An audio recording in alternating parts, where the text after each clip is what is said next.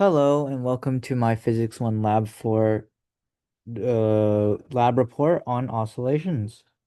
Uh the purpose of this lab was to explore oscillations in the real world. Uh we assumed that the mass was a point mass and the spring did not lose energy when it moves, aka like there was no like air friction or anything like that. The system was the mass on the spring and the spring itself, surroundings is well gravity. We used Hooke's law, Newton's second law, and the energy principle, all of which are detailed here. We also used the position update and velocity update, but that's kind of a given, so I just didn't put that there. And we used a Python computational model to make the predicted results. Here's a brief preview of the results. And before we go into that, we'll go ahead and address why our models will not be the exact same. Honestly, most of it's gonna be human error with tracker because I'm human and I don't like perfectly like track the center of mass every time. And it's point mass, of course. So like there's also different nuances there. And we also ignore air resistance with the spring or with the mass flying through the air. So that's also just another little thing. Now time to show you some what we did. So here's the tracker. We can watch it here. First releases and it kind of just goes around and you can see that my numbers aren't exactly the best. Uh, then if we come over to our web Python, we can go through the program.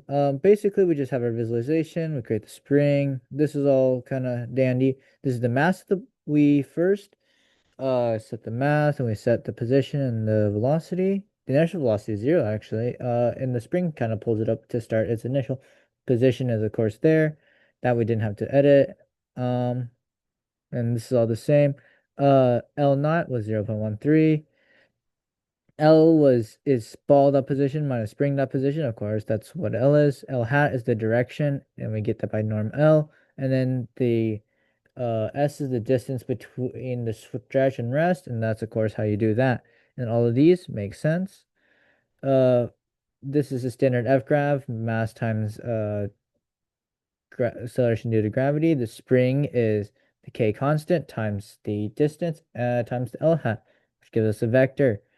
And then the fnet is, of course, them added together. And then we do the update functions here.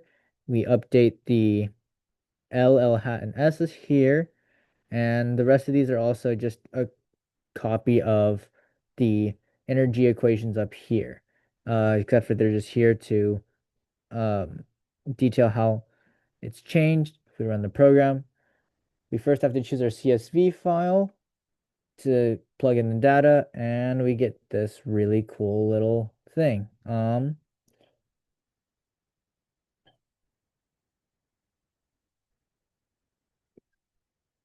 If we go to our questions for our model system, is the energy principle satisfied? It generally is. It does lose a little bit of energy, but in general, it keeps it because the energy principle exists.